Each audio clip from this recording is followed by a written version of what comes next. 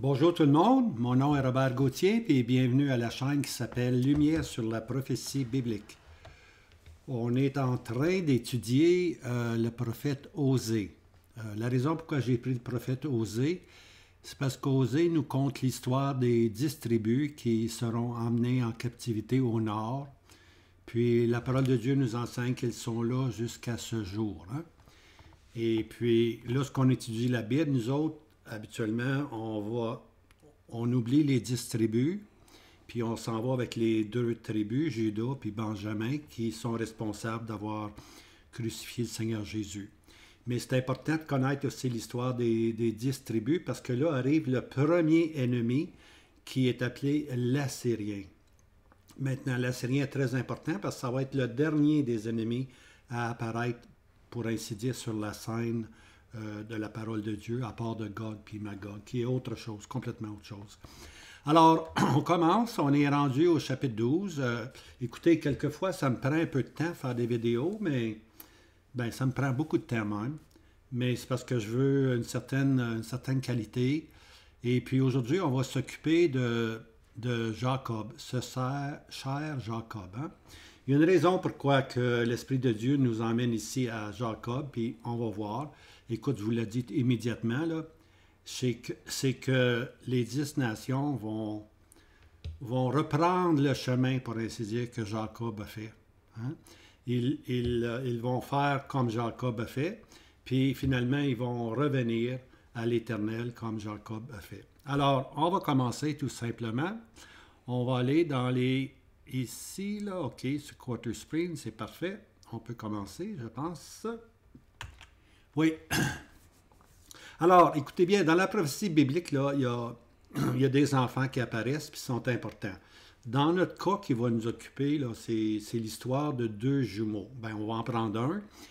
Mais peut-être aussi que je vais prendre Ésaü, qui devient les Édomites. Peut-être que je vais prendre ça. Il y a un chapitre qui est consacré à Édom ou à Ésaü. Puis c'est Abdias, le prophète Abdias. C'est seulement un chapitre, là.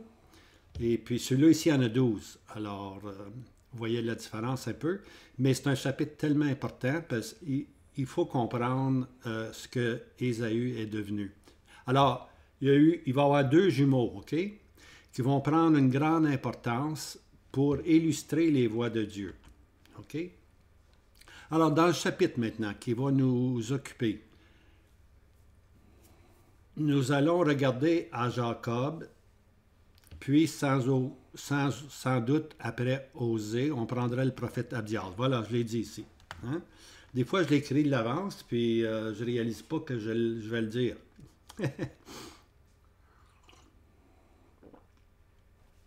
Alors, Abdias va prendre la vie d'un des jumeaux, Ésaü, qui va devenir Édom, les Édomites. Et puis l'autre, c'est Jacob. Maintenant. Alors, je disais que Abdias est complètement consacré à Ésaü. OK? Ésaü, c'est le premier-né des 2 jumeaux. OK? Son nom, plus tard, sera changé à Édom, les Édomites, Genèse 36. On va finir notre étude avec Genèse 35, mais si vous voulez, vous pouvez lire Genèse 36, un aperçu des Édomites, juste pour votre information. Alors, pourquoi Osée passe le chapitre 12 à nous parler de Jacob? Là, il va vraiment s'occuper de Jacob. On va voir pourquoi. Disons que la première raison est que le trajet de Jacob est celui d'Israël dans la prophétie. OK? Alors, le trajet de Jacob, c'est celui des 10 tribus dans la prophétie, pour ainsi dire. La deuxième raison est que Jacob est le représentant de l'ensemble du peuple, sous la conduite de Juda, la tribu principale. OK? Alors, le chef de Juda, c'est Jacob. OK? Puis Juda, c'est la tribu principale. Ça, c'est la deuxième raison. Maintenant, on va regarder les 12 fils de Jacob. OK? Genèse 35, versets 23 à 26. Parce que Jacob, son nom va être changé à Israël. Puis Jacob représente les 12 tribus. OK? Et les fils de Jacob étaient 12. Ici, on voit, les fils de Jacob étaient 12. OK? Maintenant, Jacob va avoir deux femmes. Il va avoir Léa ici, OK? Qui était l'aîné, qui lui a été donné en premier. Mais ce qu'il voulait, lui, c'était la bergère. Il voulait la belle Rachel. Hein? Il voulait la belle Rachel, c'est ça. Et puis, alors là, on va voir maintenant ses enfants. Son premier-né, c'est Ruben, premier-né de Jacob, et Siméon, et Lévi, et Judas. On voit 4 ici. Oh, on continue. Et Isaacar, et Zabulon. OK?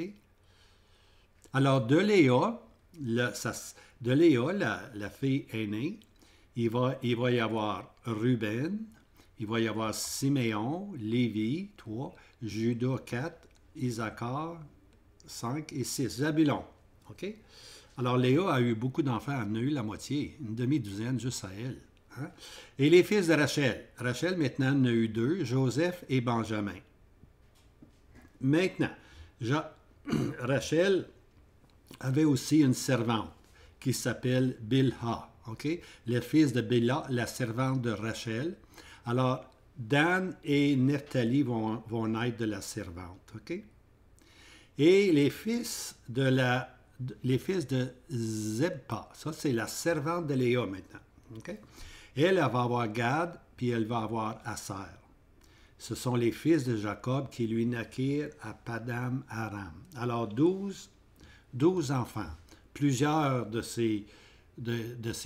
servantes de Léa, puis quelques-uns des servantes de Rachel. Alors ça donne justement ce qu'on appelle Israël, les 12 tribus. C'est leur origine. Alors, Padam Aram signifie terre de Aram. C'est souvent traduit par le mot Mésopotamie. OK? Il y a bien longtemps, les gens connaissaient très bien la Mésopotamie parce que la Mésopotamie, c'était une région qui était très riche, très fertile. Elle était la Mésopotamie, qui veut dire entre deux fleuves, en passant. La Mésopotamie était d'un côté, on avait la rivière Tigre, ou Tigris, puis on avait la rivière l'Euphrate, hein, qui est tellement importante dans les Écritures. Alors ici, on voit, je vais vous montrer ici, Padam Aram, juste là, il est juste là. Ici, on voit la rivière Tigris, le Tigre, puis la rivière Euphrate, puis ça, c'est Mésopotamie, c'est cette région-là ici, là, à l'intérieur. OK? Maintenant, si on regarde aujourd'hui, avec une map plus moderne, les noms ont peut-être changé. Vous savez, avec les générations, les noms, les frontières changent, les noms changent, mais c'est toujours les mêmes races, dans le fond. Hein? Hein? Je pense que c'est Isaïe, on lit que les fils d'Israël vont venir sur les épaules des Philistins. OK? Alors, les Philistins, on dit, sont disparus aujourd'hui. Oui, les pères sont disparus, mais il y a des enfants maintenant. Puis si on regarde aujourd'hui, les Philistins occupaient la côte frontière près de la mer Méditerranée. Okay? Et puis aujourd'hui, qui est-ce qui occupe cette région-là? Les Palestiniens, bien aimés, les Palestiniens. Hein? Est-ce qu'ils aiment Israël? Ah oui, ils sont en amour avec Israël. Hein? Tout comme leur père l'était, les Philistins. Hein? Ennemis de David, hein? Ennemis de Sion. Alors ici, on voit Padam Aram qui est juste là, ici, là. On voit Padam Aram, on voit la Syrie, on voit l'Irak ici. Hein? Et voilà. OK, Jacob, on va aller voir son origine, c'est important. On a vu ses enfants, là, j'ai fait un pas géant en avant, mais on va aller voir l'origine de Jacob, alors que son caractère n'était pas encore formé, il était encore dans le sein de sa mère. OK? Genèse 25-20. Et Isaac était âgé de 40 ans lorsqu'il prit pour femme Rebecca, fille de Béthuniel, l'araméen de Padam Aram, sœur de Laban. OK? Alors, Rebecca, c'est la sœur de Laban. OK? On va voir parce que Laban va intervenir tantôt. Alors Isaac, lui, âgé de 40 ans lorsqu'il prit femme Rebecca. OK? Et puis là, Rebecca est enceinte, et puis l'Éternel dit ceci dans Genèse 25, verset 23. Et l'Éternel lui dit, deux nations sont dans ton ventre, et deux peuples se sépareront en sortant de tes entrailles, et un peuple sera plus fort que l'autre peuple, et le plus grand sera asservi au plus petit. Qu'est-ce que ça veut dire ça? Alors, voici. Et les jours où les enfants devaient enfanter s'accomplir, et voici, il y avait deux jumeaux dans son ventre, deux peuples, deux jumeaux, deux frères jumeaux. Genèse 25, verset 25. Et le premier sortit roux, tout entier, comme un manteau de poil, et ils l'appelèrent Ésaü, qui veut dire roux. Okay? Et ensuite, sortit son frère, et sa main tenait le talon d'Ésaü, et on appela son nom Jacob. Alors, Jacob veut dire qui tient le talon, c'est-à-dire celui qui supplante.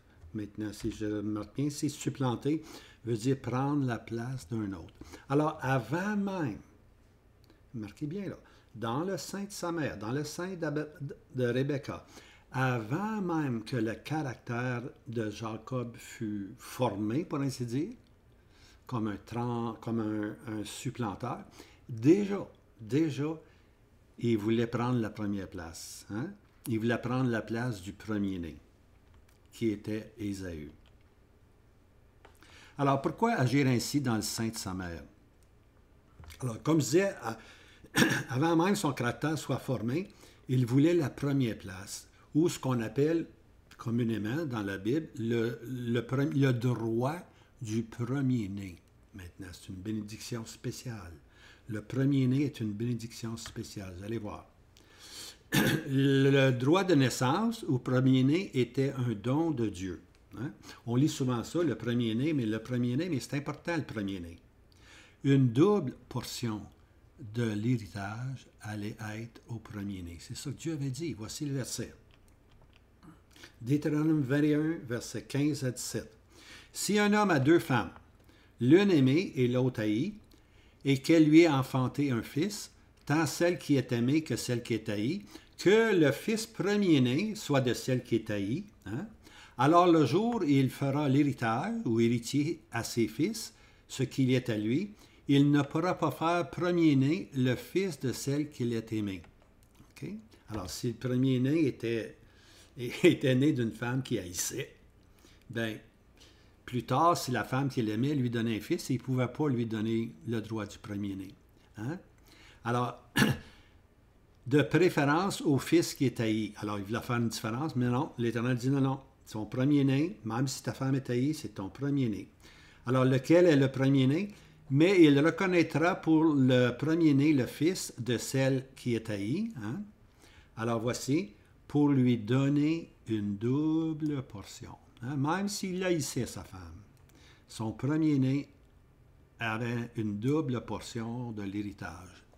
En double. Tu vois? Fait que c'est beaucoup. De tout ce qui se trouvera être à lui, car il est le commencement de sa vigueur. Le droit d'aînesse lui appartient. Hein? Le premier-né a le droit d'aînesse. C'est une portion double, une bénédiction double. Maintenant, il ne faut pas cracher. C'est une bénédiction double. Hein? Une portion double. Double héritage, c'est quelque chose. Maintenant, l'autre jumeau qui est Ésaü, hein, c'était le premier à sortir, hein, mais c'est dit que le dernier à sortir, qui est Jacob, prendrait la première place. Okay? Alors, Ésaü ici est appelé un profane. Okay? C'est comme ça que la Bible appelle Ésaü un profane. Il a vendu son droit d'aînesse pour une soupe de lentilles. Hein? Une bonne soupe de lentilles. Genèse 25, verset 33-34. Vous pouvez lire ça. Hein? Ésaü, il arrive de la chasse. Lui, c'est un chasseur. Puis il arrive de la chasse. Puis il a faim. Hein? Puis Jacob, lui, il avait fait une belle soupe. Fait qu'il dit, ah, donne-moi de la soupe. Ah non, ça ne donne pas de soupe. À moins que tu me cèdes ton droit de premier-né. Ah oui, prends-les, ce droit-là. Donne-moi ma soupe.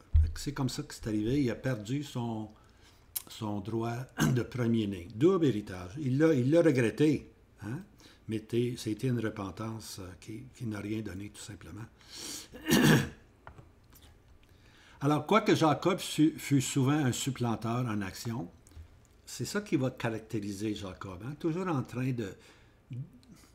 à essayer de jouer le monde un peu, tu vois, une fausse balance, et puis toutes des demi-vérités. C'est supplanteur. On appelle ça un supplanteur, OK? Il veut prendre la première place, OK? Mais par contre, avec tout ce caractère-là qui est à Jacob, qui va se développer dans Jacob, c'est dit que Jacob aimait la bénédiction. C'est pour ça qu'il est important, Jacob. Jacob aimait la bénédiction. Il voulait avoir une double portion. Hein? Il aimait être béni. C'est ça qui va le caractériser, le désir d'être béni. Et puis, bien aimé, il n'y a pas rien de meilleur que désirer de marcher dans les voies de Dieu, puis d'être béni de Dieu. Alors, regardons un peu Jacob, sa personnalité et son trajet aux yeux du prophète Osée. Parce que c'est Osée qui va nous décrire toute sa vie, pour ainsi dire, en quelques versets. Mais c'est pas pour rien. Jacob devient important parce que ça va être le trajet de la nation d'Israël. Osée 12, verset 3. L'Éternel a aussi un débat avec Juda, et il punira Jacob selon ses voies, et lui rendra selon ses actions. Hein? Alors, Jacob, il y a des voies différentes. L'Éternel va corriger ça. C'est comme si le prophète disait aux 10 tribus, regarde à ton père Jacob, apprends de mes voies avec lui. Regarde comment Jacob a marché, puis comment j'ai été avec lui, mes voies avec lui, tu vois. Regarde, parce que là, tu peux apprendre une grande leçon. Puis c'est ça la leçon qu'on va regarder. La leçon de Jacob. Alors, Osée 12, verset 4. Dans le ventre, il prit son frère par le talon. Genèse 25, verset 6. Et par la force, il lutta avec Dieu. Ça, c'est arrivé à Péniel. Ça, on va regarder ça, c'est dans Genèse 32, verset 25 à 28. Alors, c'est sûr, dans le ventre, il prit son frère par le talon. Hein? Il voulait absolument avoir la première place. Maintenant, avant d'arriver à ce passage-là, il va y avoir un extrait qu'on va sortir au lieu qu'on appelle Péniel. Alors, Jacob part pour Padam Aram pour y trouver une épouse. Alors, c'est sûr, là, maintenant, dans l'histoire continue entre Ésaü et Jacob. Puis, naturellement, Ésaü est en maudit. Hein, il est en maudit contre Jacob. Puis, Jacob, il a peur. Puis, Jacob, il s'enfuit. Puis, il s'en va à Padam Aram, où est Laban, qui est le frère de Rebecca, hein, pour y trouver une épouse. Fait que là, on lui a dit, va-t'en là-bas, trouve-toi une épouse. Je veux pas que tu prennes des épouses ici, là. Je veux taille à Padam Aram. Je veux taille là. Alors, là, il s'en va, tout simplement, il s'en va, puis il arrive à Bethel, une place à Bethel, puis là, voici, arrivé à Bethel, il va faire un rêve. Regardez ici. Son départ, là, il part de Beersheba, mais il s'en va ici à Padam Aram en haut. C'est là qu'il va aller, OK? Maintenant, mais ici, il va faire un arrêt ici. Il va faire un arrêt à Bethel. Hein? Bethel veut dire la maison de Dieu, Dieu ou la maison de Dieu. Hein? Alors là, il va rencontrer, en partie, il va avoir un rêve, pour ainsi dire. OK? Et puis, c'est ça, son rêve va être à Bethel. Et puis, finalement, il va partir de là, puis il va se rendre à Aram, Padam Aram. Hein? Puis là, il va avoir Léa, puis Rachel, puis il va passer, en passant, 21 ans dans ce pays-là. OK? Son rêve. Voici son rêve. Alors, la première chose, il arrive à Bethel. Maintenant, il s'en va pour trouver une épouse, mais il arrête à Bethel. Puis là, au chapitre 28, 12, il y a un rêve. Et il songea, et voici une échelle dressée sur la terre. Et son sommet touchait aux cieux. Et voici les anges montaient et descendaient. Alors, c'est étrange, là. Lui, il rêve, Puis il voit une échelle là, qui part de la terre, qui monte jusqu'au ciel. Puis là, boum, boum, boum, les anges montent, puis descendent, tu vois. Alors, à ce moment-là, il reçoit une révélation. Dieu lui dit, « Et ta semence sera comme la poussière de la terre. Tu t'étendras à l'Occident et à l'Orient, au nord et au midi, et toutes les familles de la terre seront bénies en toi et en ta semence. » Alors Jacob, la semence de Jacob, les 12 tribus, hein, plus tard il y a eu 12 enfants, les 12 tribus vont s'étendre à l'est, à l'ouest, au nord, au sud, sont partout, tu vois. Puis c'est dit aussi que toutes les familles de la terre seront bénies en toi et en ta semence. Alors il y a une bénédiction d'attacher à Jacob. Hein? Genèse 28, verset 17. Et il eut peur. Et il dit, « Oh, ce lieu est terrible, ce n'est autre chose que la maison de Dieu, et c'est ici la porte des cieux. » Alors là, il réalise qu'il se tient d'une place assez particulière. Hein? Il a peur, il a peur. Puis il dit, ce lieu-là est terrible, tu vois, il n'est pas encore... Pauvre Jacob, il appelle ça un lieu terrible dans la présence de Dieu. Là, ben, quoi, il faut qu'il fasse des... Jacob, là, ses premières approches vers Dieu, tu vois. Il réalise que c'est ici la maison de Dieu, puis il n'oubliera pas ça. Bethel, c'est ici la maison de Dieu, et ici la porte des cieux. Il va y revenir un jour, il va y revenir. OK? Maintenant, on lit dans les versets qui suivent, Genèse 28, verset 20, « Et Jacob fit un vœu en disant, « Si Dieu est avec moi et me garde dans le chemin où je marche, et qu'il me donne du pain à manger et un vêtement pour me vêtir, et que je retourne en paix à ma maison de mon père, l'Éternel sera mon Dieu. » Alors, il sait qu'il s'en va là, à Padam Aram. Mais il dit, si jamais je reviens, si Dieu prend soin de moi, il me donne de quoi manger, de quoi vêtir, puis Dieu prend soin de moi, alors lorsque je vais revenir à la maison de mes parents, pour ainsi dire, ou le lieu où je suis né, alors l'Éternel sera mon Dieu. Ce qu'il ne sait pas, c'est qu'il va revenir 21 ans plus tard, avec les enfants, une bonne douzaine d'enfants, comme on dit. Alors, voici Jacob, c'est celui qui est toujours après manipuler, tu vois. Alors, il a manipulé son frère parce qu'il s'est fait faire... Son frère était poilu, alors il s'est fait mettre du poil ici, là, puis... Alors, son père Isaac était un peu âgé, il ne voyait pas trop bien. Fait que... Alors, il a pensé que c'était son premier-né. Il a pensé que Jacob, c'était Ésaü. Alors, il met mains dessus, puis il donne une double bénédiction, puis... Bon, Jacob, il part. Hein, il part parce que là, il a peur. Il a peur de son frère, Ésaü. Hein? C'est un jumeau en passant, c'est 2 jumeaux. Hein? C'est intéressant parce que dans l'Épître aux Romains, écoutez bien ça, là, dans l'Épître aux Romains, l'apôtre Paul est en train de déterminer l'histoire d'Israël. Et puis, premièrement, il va parler d'Ismaël qui est issu d'Abraham. Parce que là, les gens disaient, nous sommes fils d'Abraham. Ah oui, Paul dit, vous êtes fils d'Abraham? Ah oui. Alors, si vous êtes fils d'Abraham, Abraham a eu d'autres fils, là. Il a aussi vu Ismaël. Oh, l'Ismaélite. Oh, les pays arabes d'aujourd'hui. Non, ça marche pas ça, Paul. Ça marche pas ça, Paul, parce que c'est une servante, elle. Voyons donc, on ne peut pas se servir de ça, c'est une servante. Paul dit, OK. Il dit, allons voir. Quelqu'un qui est né d'un père, puis d'une mère, hein? Il y a eu, de cette lignée-là, du père et de la mère, va sortir un couple jumeau qu'on appelle Jacob et Ésaü, qui va devenir les Édomites. Non, ça marche pas, ça, Paul, ça marche pas. Alors, tu vois là que c'est pas tous ceux qui s'appellent juifs qui sont vraiment des juifs, OK? Parce qu'il refusait de comprendre que la bénédiction venait de la foi d'Abraham et non pas des enfants d'Abraham. C'est la foi d'Abraham qui l'a sauvé. Hein? Il a cru Dieu. Lorsqu'il était âgé, il a cru Dieu.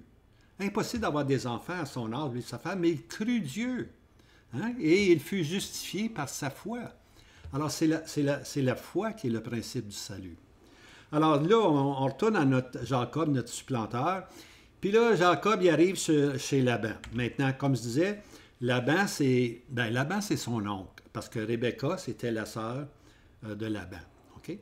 Alors là, il arrive son oncle. Et puis, naturellement, il voit Rachel, la bergère, il l'aime tellement, tu vois, il l'aime tellement. Mais maintenant, Laban, lui, c'est un autre supplanteur, ça. Peut-être un peu plus que Jacob. Hein? Alors, lui, il est sans scrupule, puis c'est un grand manipulateur, OK? Alors, Laban lui dit, écoute, si tu veux, Rachel, hein, il faut que tu travailles une semaine. OK? Maintenant, c'est important, ça, une semaine. Il faut que tu travailles une semaine. Ce qui veut dire qu'il a travaillé pendant 7 ans. Okay? Une semaine, c'est 7 ans. Je dis ceci parce que lorsqu'on arrive dans le livre de Daniel, les 70 semaines de Daniel, 70 fois 7, c'est des années. Okay? 7 fois 7, 490 ans. Okay? 70 semaines. C'est toute l'histoire d'Israël. Jusqu'au moment où, à la 69e semaine, c'est 483 ans, je pense, le Messie est retranché et n'a rien. Et puis, oups, là c'est comme si la parenthèse est fermée, puis il reste encore une semaine prophétique à venir. Présentement, c'est l'histoire de l'Église qui est intercalée dans ce temps-là, qui ne compte pas par hasard. L'Église ne compte pas dans les années prophétiques. Elle appartient au ciel. Mais il va y avoir encore une semaine qu'on appelle la semaine de la grande tribulation, 7 ans. OK? Ben, 7 ans est séparé en deux aussi, là, le temps des douleurs, puis finalement 3 ans et demi, la grande tribulation. Mais pour moi, le but ici, c'est de vous faire comprendre que travailler une semaine, puis une semaine, c'est hebdo, okay, qui veut dire 7, hebdomade, qui veut dire 7, groupe de 7. Ça peut être des jours, ça peut être des années, hein? Mais ici, c'était des années. Travaille une semaine, il a travaillé 7 ans. Alors, Jacob a travaillé 7 ans pour Rachel. Hein? Maintenant, lorsqu'il est venu le temps d'avoir Rachel, Jacob lui a envoyé Léa, sa fille aînée, puis lui a dit, écoute, ça se passe pas de même ici, là. Faut que tu prennes la fille aînée. Ah, pauvre Jacob, il s'est réveillé le matin, puis il y avait Léa. Fait que là, il s'en va trouver Laban, puis il dit, qu'est-ce que tu as fait là? Laban lui dit, ben ça se fait pas, ça, te donner la fille la plus jeune, le cadet, pour ainsi dire, ou la cadette. Travaille une autre semaine, puis tu vas pouvoir avoir Rachel. OK? Et puis voilà Jacob maintenant qui travaille un autre 7 ans. Hein? Un autre 7 ans pour avoir Rachel. Maintenant, au mariage de ma fille et puis son mari, j'ai pris ce passage-là. Et puis, ce qui est beau dans ce passage-là, là, c'est que pour Jacob, il l'aimait tellement. Hein? Il l'aimait tellement, sa bergère. Pour Jacob, c'est écrit que les 14 ans lui furent comme peu d'années, parce qu'il aimait Rachel. Alors j'ai dit à mon épouse, à ma fille, puis son mari, j'ai dit, j'espère que cette union-là, qu'on est témoin aujourd'hui, qu'avec les années que vous allez être ensemble, ça va vous paraître comme très peu. Hein? Très peu de temps. Très peu de temps. Alors, mais en tout cas, là, il a travaillé, finalement, il y a eu Rachel. Mais là, il n'y avait pas de bétail, il n'y avait rien. Là, il n'y avait rien. Alors là, Laban lui dit, ben, si tu veux maintenant du troupeau, voici ce que tu vas faire. Tu vas travailler une autre semaine, un autre 7 ans, 21 ans. Hein? Finalement, il était truqueux un peu. Là, il a manigancé là, comme supplanteur qu'il est. Puis finalement, il est parti avec le troupeau qui était le plus en santé, pour ainsi dire, le plus vigoureux. Il est parti avec. Hein? Alors, là, maintenant, on arrive à Genèse 32. Jacob s'en vient. Hein, il s'en vient maintenant, là, avec ses deux femmes, ses servantes, et puis etc., avec les enfants, puis ils sont en route pour retourner vers la demeure originale. Alors, un moment donné, il va arriver ici, puis il va lutter avec l'ange de Dieu. Hein? Alors ici, là, voyez-vous ici en haut, là, il va départ, après 21 ans, il part de chez Laban. Puis là, il s'en vient, il descend ici. Là. Il va descendre, il va descendre, il va descendre, il va descendre. Et puis, ici, il va arriver à Pénuel. Hein? Ouais. Pénuel, qui veut dire la face de Dieu. J'ai vu la face de Dieu. Oh, là, c'est important, tu vois. Maintenant, prenez en considération ceci, là. Lui, plus tard, il va aller à Sukkot, OK? Puis Sukkot veut dire, je pense que je l'ai mis ici, Sukkot veut dire les cabanes, OK? Ces animaux vont être là. Mais là, lui, là, il s'en vient. Jacob, il s'en vient avec toute sa famille. Mais ici, là, regardez, Édom, Ésaü ou les Édomites, hein? Son frère Ésaü sait qu'il s'en vient. Puis Jacob, il a peur, lui, il a tellement peur, même si ça fait 21 ans, il a peur que son frère ne lui pardonne pas. Alors, naturellement, il est plein d'idées, Jacob est plein d'idées. Il va envoyer un troupeau d'agneaux, il va envoyer un troupeau de chèvres, puis il dit aux gens, quand vous allez voir Ésaü, dites-y, c'est un cadeau, c'est un cadeau. Puis là, il envoie un autre troupeau de chameaux, des centaines de chameaux, puis ah ouais, en envoie. Puis finalement, il envoie sa famille, tu vois, parce qu'il espère que là que Ésaü va être... va user de grâce envers lui en envoyant tous ces cadeaux-là, puis envoyant cette belle grande famille-là, tu vois. Quel gars, Jacob. Ah, d'accord. Fait que finalement, là, il arrive à Pénuel, puis c'est là qu'il va avoir c'est là qu'il va rencontrer Dieu. Alors, pendant que les troupeaux allaient un après l'autre, et puis les serviteurs devaient dire à Ésaü, « Ah, c'est Jacob, c'est ton frère. » Tu vois? Alors, Jacob est resté seul, hein, resté seul. C'est souvent important d'être seul avec Dieu. Hein? Des fois, on devient chrétien et puis on veut entourer les gens. Là, on veut les entourer, mon ami. Il n'y a plus de place pour respirer. Non. Hein? Les gens ont besoin d'être seuls au pied de la croix. Hein? On lit que certaines femmes étaient au pied de la croix. Puis c'est important d'être seul dans la présence de Dieu, de laisser Dieu nous parler. Alors Jacob, il est resté seul. Et puis, un homme lutta avec lui jusqu'au lever de l'aurore. Okay? Alors, toute la nuit, il semble y avoir eu un combat de lutte. Là. Et lorsqu'il vit qu'il ne prévalait pas sur lui, il toucha l'emboîture de sa hanche. Hein? Il touchait l'emboîture de sa hanche. Hein? Et l'emboîture de la hanche de Jacob fut luxée, comme il luttait avec lui. Pauvre Jacob. Il était seul. Il ne s'attendait pas à avoir un combat, lui, un combat de lutte. Là. Il ne s'attendait pas à ça du tout. Là. Puis, c'était pas une bonne idée de résister à l'ange. Hein? Pauvre Jacob, c'est un batailleur. Hein? C'est un dur. Il ne veut pas céder, lui. Il va résister à l'ange. Il va combattre contre l'ange. Une lutte entre l'ange, hein? L'ange qui, dans le fond, c'est le Seigneur Jésus, tu vois, et puis l'Éternel, si tu veux. Mais il combat, tu vois. Maintenant, remarquez bien ceci. Dieu use de grâce envers Jacob et il le laisse avoir avantage. Hein? C'est dit que Jacob a prévalu sur l'ange. Mais écoutez, là, c'est Dieu qui permet ça. Il va user de grâce envers Jacob. Hein?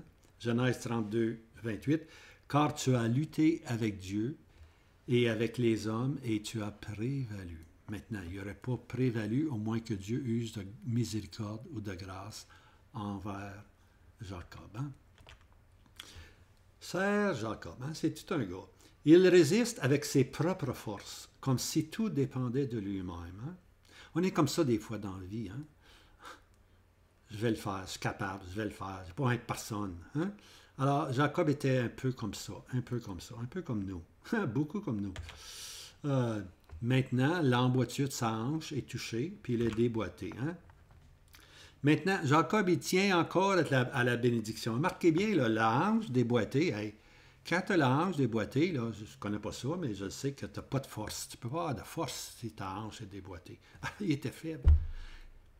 Mais Dieu le fortifie pareil. Puis Jacob, il continue pareil. Il continue. Mais c'est Dieu qui le fortifie. Okay? Genèse 32, verset 26. Et il dit, il ne faut pas oublier, Jacob aimait la bénédiction. C'est ça qui est beau dans son caractère. Il aimait la bénédiction.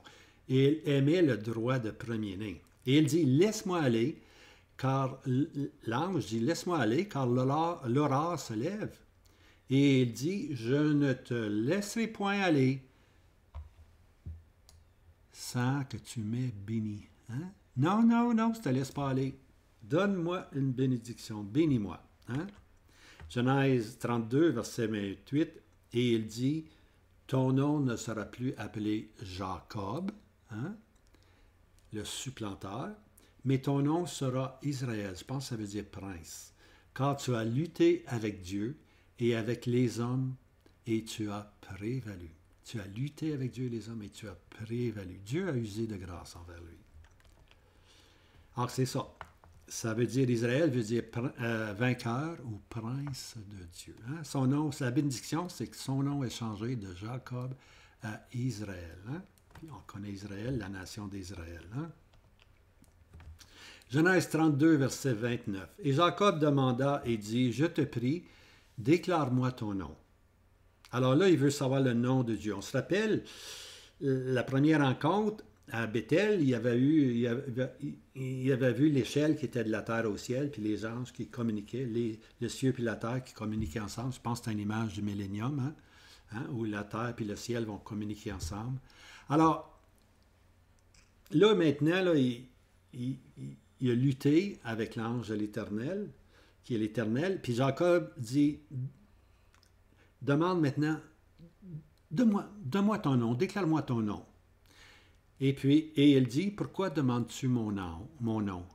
Et il le bénit là. Alors Dieu ne se révèle pas ici. Pourquoi tu demandes mon nom? Ce n'est pas le temps pour moi de te donner ton nom. Tu as encore des leçons à apprendre, tu vois?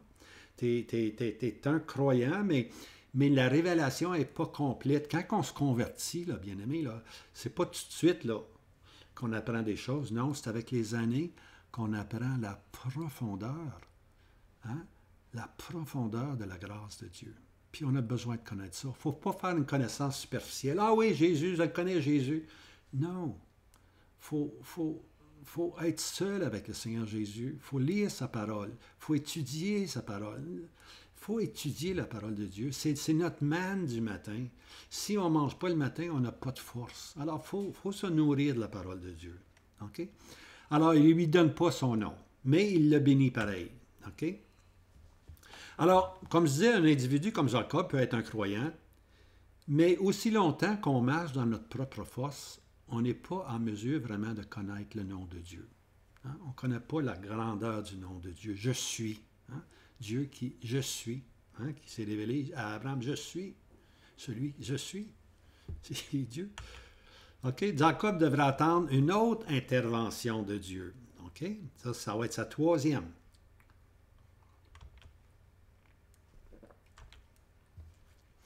Alors, on est dans Genèse 32, verset 31. Alors, le soleil se levait sur lui comme il passait Péniel et il boitait de sa cuisse. Hein? Jacob, maintenant, qui la hanche déboîtée et boite. C'est un boiteux. OK? Il a été dit, dans cette faiblesse de marche, Jacob n'a jamais si bien marché. Imaginez-vous, hein? Un boiteux qui marche bien. C'est ça dans la vie spirituelle, des fois. On est des boiteux, hein? Mais des fois, on est des boiteux dans le mauvais sens. On ne marche pas avec Dieu. Mais ici, là, lui, il a eu un contact, hein? Un contact avec Dieu. Et puis maintenant, il se met à bien marcher. Alors, Jacob n'a jamais si bien marché que du jour où sa hanche a été déboîtée, pour ainsi dire. Maintenant, des nouvelles instructions arrivent à Jacob. On tombe dans le verset 35. Et Dieu dit à Jacob, lève-toi, monte à Bethel et habite là. Fais-y un autel au Dieu qui t'apparut quand tu t'enfuyais de la face d'Ésaü, ton frère. On se rappelle, Bethel, l'échelle? Alors, le rêve qu'il y a eu, alors Dieu dit, va-t'en maintenant à Bethel. Va à Bethel, la maison de Dieu. Ouh! Oh, maintenant, Jacob, il est vraiment réveillé. Sa conscience est réveillée. Oh là là, je m'en vais à Béthel, la maison de Dieu. Hein? Alors là, maintenant, sa conscience est en travail. On lit ceci. Et Jacob dit à sa maison et à tous ceux qui étaient avec lui, ôtez les dieux étrangers qui sont au milieu de vous. Purifiez-vous. Changez vos vêtements. Voyez-vous ici, là? Quand vraiment on réalise de quoi on a été sauvé, quand vraiment on a passé assez de temps à la croix, où on voit notre laideur, pour ainsi dire, la laideur de nos péchés, puis l'amour de Christ suspendu sur le bois, hein, qui fait malédiction pour nous, alors il y a un changement qui va s'opérer. Hein. On va enlever les dieux étrangers. Hein. On va se purifier, on va changer nos vêtements hein, qui sont sales. Hein, et nous nous lèverons et nous monterons à Béthel, et je ferai là un autel à Dieu, qui m'a répondu au jour de ma détresse et qui a été avec moi dans le chemin que j'ai marché. Vous en rappelez, hein? Il avait dit, si tu me bénis, si tu me donnes des bénédictions, si tu me donnes de quoi m'habiller, de quoi me nourrir, puis tu es avec moi jusqu'à temps que je revienne, tu vas être mon Dieu. Alors c'est l'occasion ici. Hein? Dieu a répondu à ma détresse, qui a été avec moi dans le chemin où j'ai marché. Hein? 35, Genèse 35, versets 6 à 7. Et Jacob vint à Luz, qui est un autre nom pour Béthel, qui est dans le pays de Canaan, lui et tout le peuple qui était avec lui. Et il bâtit là un autel à Canaan, hein? La terre promise. Il bâtit là un autel et appela ce lieu El Béthel, car c'est là que Dieu s'est révélé à lui comme il s'enfuyait de devant la face de son frère. Hein? La première fois qu'il était allé à Béthel, il avait eu l'échelle. Hein? Et puis maintenant, il y retourne. Dieu a pris soin de lui durant ses 21 années. Il retourne maintenant avec beaucoup d'enfants puis un grand, grand troupeau. Alors là, maintenant, il réalise qu'il s'en va à El Béthel et maintenant, il fait le nettoyage, pour ainsi dire. Hein? Notre vie doit changer. Lorsqu'on vient au Seigneur Jésus, lorsqu'on vient à la vérité, nos vies ne peuvent pas demeurer telles qu'elles étaient avant la conversion. Il y a un progrès à faire dans la conversion. Là, on n'est pas tous des poils qui tout se brisent dans une journée. Ça peut prendre des semaines, prendre des mois, ça peut prendre des années des fois. Mais à un moment donné, on enlève notre linge sale. Hein? On enlève notre linge sale, puis on s'attache à l'Éternel. Hein? Alors ici, on voit vraiment que Jacob, il s'attache à l'Éternel. Hein? Alors, El Béthel, Dieu de la maison de Dieu. Hein? Il s'en va là. Hein? Quand tu rentres dans la présence de Dieu, il doit y avoir des changements. Maintenant, retournons à Osée, chapitre 12. J'ai compté l'histoire de Jacob. Osée 12, versets 4 à 5. Et par sa force, Jacob lutta avec Dieu. Et il lutta avec l'ange et prévalut. Hein? C'est ce qu'on a lu. Il prévalut. Il pleura. Et il supplia. Ça, on n'a pas ça dans Genèse. On a ça dans Osée. Il va pleurer. Pauvre Jacob, il va pleurer. Il réalise sa vie. Puis il va supplier. Il va supplier Dieu pour, ainsi dire, le pardon. Hein? Et à Béthel, il le trouva. Et là, il parla avec nous. C'est seulement à Pénéel, il va pleurer, il va supplier, mais c'est seulement à Béthel qu'il va trouver Dieu. Hein? Il va y avoir un travail qui se fait dans sa vie. Un travail, tu vois. En miséricorde, Dieu laisse Jacob avoir le dessus. On se souvient de ça. Et soutient même un homme à l'ange blessé. Continuez à tenir tête et à prévaloir. Jacob, c'était pas un lâcheux. Hein? Même s'il avait l'ange brisé, on lâche pas prise. Hein? Mais à un moment donné, il a pleuré, hein? Il pleura et supplia. Alors Jacob vient de réaliser ici son impuissance. Hein? Son impuissance. Hein? Lorsque je suis faible, alors je suis fort, Paul dit. Lorsqu'on pense qu'on est fort, bien-aimé, on ne peut pas être un serviteur de Dieu. Lorsque tu penses que tu connais la parole, lorsque tu penses que tu peux aller évangéliser, lorsque tu penses que tu peux aller servir un puis l'autre, puis aller dans des rassemblements, puis donner des messages, si tu penses que tu es capable, ben mon ami, tu vas faire des chutes. Hein? Parce que Dieu dit, lorsque je suis faible, alors je suis fort. Ma grâce te suffit. J'ai un verset sur le mur que j'ai eu depuis ma conversion. C'est quelqu'un qui m'a fait ça en bois. Ça s'appelle Ma grâce te suffit. Hein? Puis j'ai toujours gardé ceci devant moi, en mémorial, pour ainsi dire. C'est la grâce de Dieu qui doit agir. Non pas nos forces naturelles, hein, qu'on peut avoir. C'est pas ça qui est important. C'est lorsqu'on est faible que Dieu maintenant peut prendre ce vase-là puis l'élever. Hein? Lorsque je suis faible, alors je suis fort.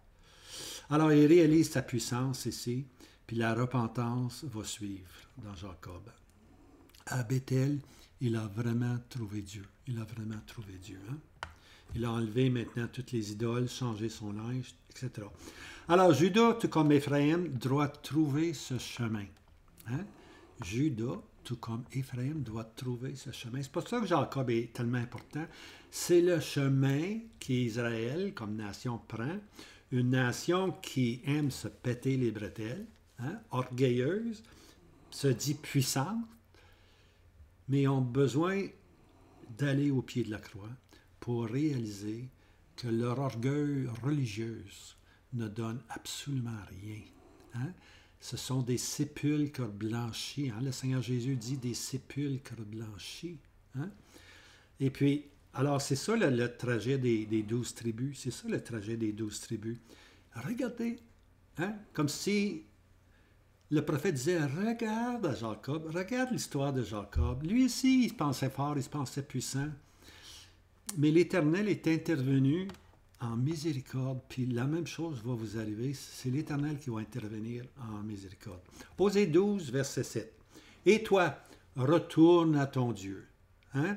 Et toi, les Judas puis Israël, retourne à ton Dieu. Garde la piété et le jugement. C'est ça que le Seigneur Jésus disait. Vous êtes des sépulcres blanchis, mais vous prenez pas soin des pauvres, vous prenez pas soin des innocents, vous vous occupez juste de vous-même. Alors garde la piété, garde le jugement et attends-toi à Dieu continuellement. Bien-aimé, attends-toi à Dieu. Tu sais, des fois, on est précipité, hein, comme un cheval, on veut tout de suite des décisions. Ou des fois, on est comme des ânes, on veut pas grouiller. Mais écoutons, la vie chrétienne, c'est de s'attendre à Dieu continuellement. Puis Dieu répond aux prières. Hein? Dieu répond aux prières. Peut-être pas maintenant, peut-être pas dans 2 ans, mais Dieu répond aux prières. Puis souvent dans ma vie, moi, je sais que Dieu m'a répondu, pas à la dernière minute, bien-aimé, à la dernière seconde, alors que tu es en train de tout perdre. Voilà, le Seigneur intervient. C'est beau, c'est beau. Attends-toi à Dieu. Hein? Attends-toi à Dieu. C'est mon message. Attends-toi à Dieu. Judas et Éphraïm dans les pas de Jacob. OK. Osée 12, verset 8. Jacob, c'est un marchand. Hein? D'ailleurs, il était dit que j'ai déjà entendu que le marché au détail venait des Juifs. Hein? Les Juifs qui achètent et qui vendent, puis font un profit entre les deux. Hein? Alors, c'est un marchand. C'est un marchand. Mais la fausse balance est dans sa main. Il aime à extorquer. Hein? Il aime à extorquer. Ah, ben, ça, c'est Jacob. Hein? C'est un marchand. Hein?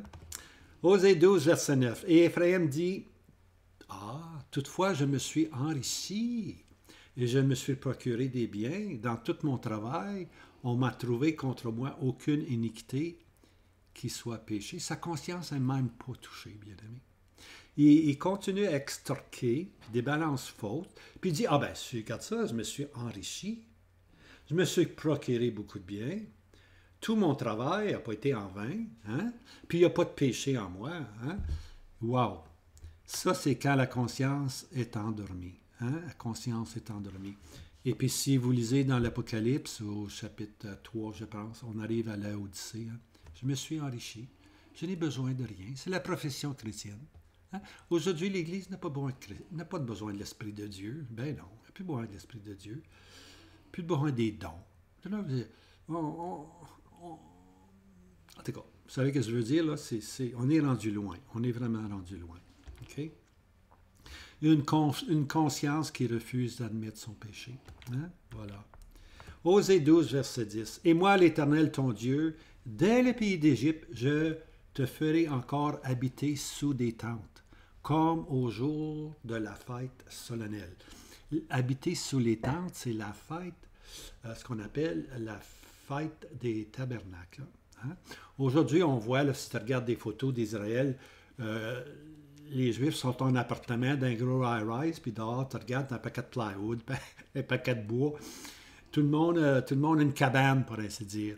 Ben, c'est parce que ça représente le jour où Israël va être dans le millénium, en sécurité. Mais maintenant, eux, ils se bâtissent des cabanes comme ça, tu vois, partout, partout, partout. C'est de la religion, tout simplement. Mais l'Éternel dit ici, si tu es fait sortir du pays d'Égypte, je vais te faire aussi habiter dans des tentes la fête des tabernacles, OK? Où tu vas connaître la bénédiction au jour de la fête solennelle.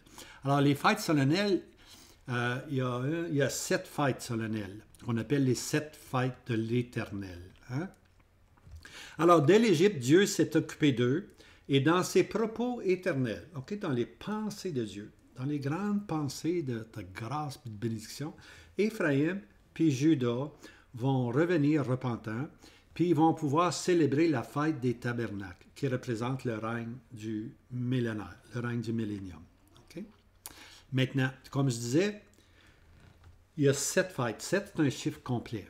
Okay? C'est un aperçu complet du trajet de l'histoire d'Israël. Comme les 7 églises, les 7 assemblées, 7, c'est un chiffre qui est complet, qui fait voir le trajet de l'Église à travers les siècles. C'est très beau à voir.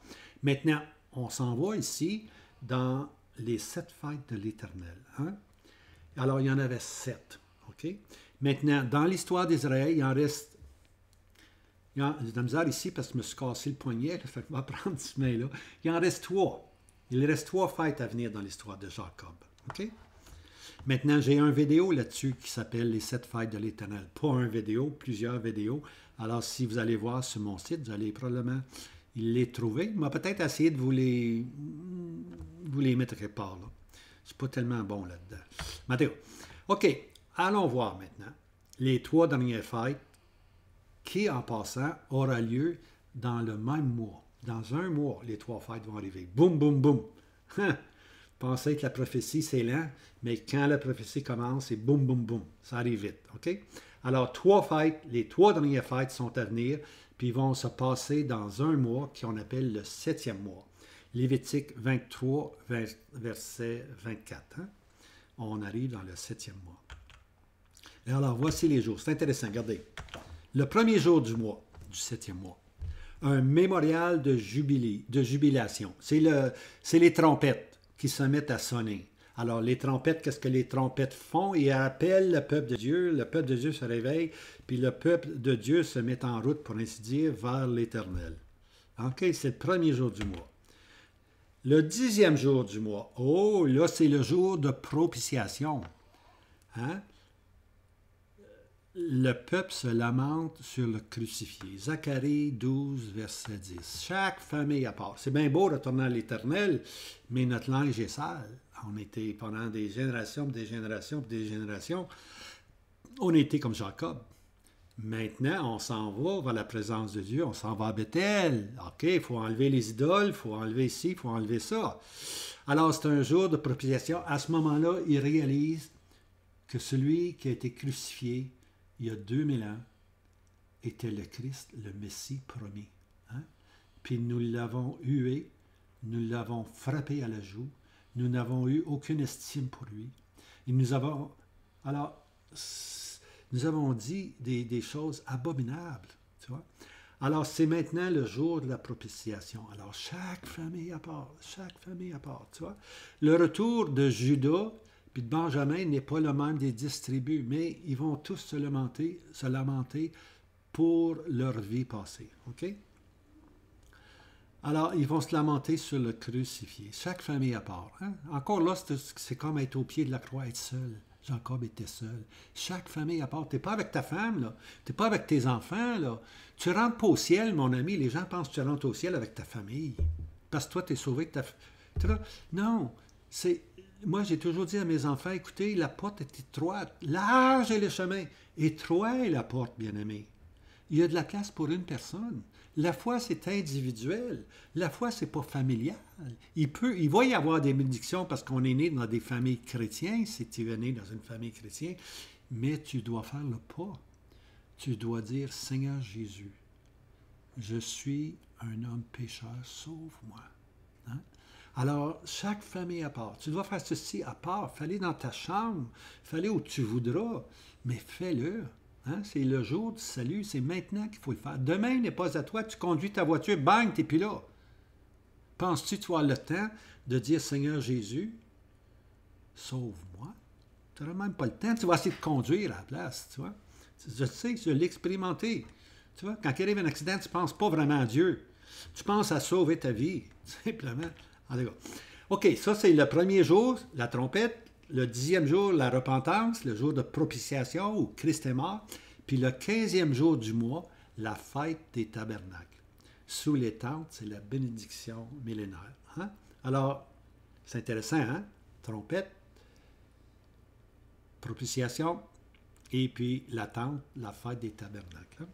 C'est les trois qui doivent arriver. Il n'y en a aucune d'arrivée encore. Il n'y en a aucune d'arrivée. Dieu a toujours vu en bénédiction. Hein? Dieu veut toujours bénir, mais, Osée 12, verset 12, si Galaad est vanité, hein, maison de vanité, si Galaad est vanité, eux, ils ne seront que néant. À Gilgal, ils ont sacrifié des bœufs. Leurs autels aussi seront comme des tas de pierres dans les sillons des champs. Hein? Alors là, on a Galaad, et puis on a Gilgal, mais on a aussi des sacrifiés des bœufs. Regardons. Alors que ce soit à l'est du Jourdain, la rivière Jourdain, Galaad à l'est, ou à l'ouest, c'est Gilgal, là, on offre le plus gros calibre de bétail, des bœufs, ou une expression les plus grandes de notre dévotion. Alors, voici ce qu'ils faisaient, là. Ils étaient tellement, leur conscience était tellement endurcie qu'ils péchaient, puis ils ne pouvaient pas l'avouer. Ils offraient des bœufs à Dieu. C'était pas des... Tu sais, le Seigneur Jésus, Marie, il était pauvre, ils ont offert quoi? Des tourterelles. Mais eux offraient des bœufs. Des bœufs. Ha! Leur dévotion était grande. Tout était faux. Tout était complètement faux. Tout était faux. Hein? Alors, c'est dit qu'Éphraïm se repaît du vent et poursuit le vent d'Orient. Hein? Poursuivre le vent. Pognez la queue. Hein? Je pense que c'est cantique ou proverbe, ou Ecclésiaste qui dit, hein? La vie, là, c'est comme poursuivre le vent. Elle va essayer de pogner la queue du vent. Hein? Il vente le dehors. Essayez de pogner la queue du vent. On est comme ça dans la vie. On poursuit des vanités, bien amis. On poursuit des vanités. C'est la queue du vent qu'on veut attraper. Puis eux, c'est quoi la queue du vent? C'était le vent d'Orient. C'est quoi le vent de l'Orient? L'assyrien, bien aimé. L'assyrien était le vent de l'Orient qui s'en venait. Hein? Puis il s'en venait vite. Puis c'est un vent qui est perçant. C'est un vent puis une chaleur. Hein? Le vent de l'Orient, c'était le pire des vents. Osée 12, verset 13. Et Jacob s'enfuit dans la plaine de Syrie, et Israël servit pour une femme, et pour une femme, il garda les troupeaux. Hein? Cette femme-là, c'est la bergère. Hein? La bergère, elle est servie pour une femme. Hein? Ça, c'est Jacob. Alors, on a lu que Jacob, dans sa faiblesse, il avait peur d'Ésaü, il s'est enfui. Hein? Il s'enfuit dans la plaine de la Syrie, chez Laban. Il a servi pour une femme, 21 ans, en tout. Par contre, il a servi fidèlement pour Rachel. Hein? On peut dire que Laban était son employeur, mais lui, il a servi pour deux femmes, puis un troupeau. Hein? Il n'a pas été rémunéré, mais il va se rémunérer. Il va se rémunérer lui-même en prenant, au bout de 7 ans, la crème du troupeau, pour ainsi dire. Pauvre Jacob, hein? Il n'arrête pas, lui. OK. Alors, mais par contre, les fils n'ont pas la noblesse de leur père. Jacob a servi fidèlement. Dieu avait dit à Jacob de ne pas rien dire à Laban. Hein? Des fois, on va se régimber contre nos boss, pour ainsi dire, son travail, hein, travail séculier, on ne l'aime pas. Non, non. On n'a pas à se régimber. On n'a pas à se régimber. Hein. On n'a pas, pas à critiquer. On a simplement qu'à travailler comme pour le Seigneur, bien-aimé. Comme pour le Seigneur. Si vous travaillez pour quelqu'un, puis vous travaillez comme le Seigneur, là, vous allez trouver tout ce que ta main trouve à faire, fais-le. Hein? On n'est pas des paresseux. Nous, comme chrétiens, on est des lumières, on n'est pas des paresseux. Lorsqu'on voit un travail, on le fait. Hein?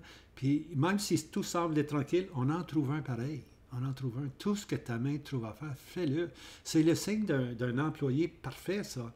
Et on appelle ça loafer, nous autres, en anglais. Là, il fait rien, puis s'assit, puis tout. Il regarde son téléphone, bing, bing, bing. Non, non, on n'est pas appelé à faire ça, bien amis. On est appelé à servir comme si on servait le Seigneur. Hein? Même si le patron est difficile, on respecte les autorités qui sont. Hein? Les autorités qui sont, ce n'est pas juste les polices à respecter. Les professeurs d'école, mes enfants, il faut respecter les professeurs d'école. Hein? Puis nous, les adultes, il faut respecter ceux pour qui on travaille. Hein? C'est comme ça, la vie de chrétien. Comme pour le Seigneur. Alors, les fils n'avaient pas cette noblesse-là que Jacob avait, lui. Osée 12, verset 15. Éphraïm a amèrement provoqué la colère. Son Seigneur laissera sur lui son sang et lui rendra ses mépris. Hein? Le Seigneur laissera sur lui son sang et lui rendra le mépris. Le temps est venu. Le temps est venu. On arrive au chapitre 13, chapitre 14. Le temps est venu. La sentence s'en vient. Jisraël, l'Ourkama, l'O-Ami. Hein? C'est là qu'on s'en va. C'est là qu'on s'en va. Mais Dieu a sorti, pour ainsi dire. Dieu a permis. Je vais juste faire un autre slide ici. Là. Dieu a permis. Voilà, ici. Dieu a permis que Osée devienne, pour ainsi dire, pas Osée, que Jacob devienne un modèle, pour ainsi dire. Hein? Puis les fils vont faire pire que Jacob, mais par contre, Jacob, lui, il a supplié, hein? Il a supplié Dieu, puis il a marché dans le droit chemin lorsqu'il est arrivé à Bethel. Lorsqu'il a vraiment connu Dieu, il a marché droit. Hein? Même s'il boitait, il marchait très bien. Alors, soyons des bons boiteux. Marchons avec Dieu. Alors que le Seigneur vous garde. Hein? Ça fut un plaisir. Merci.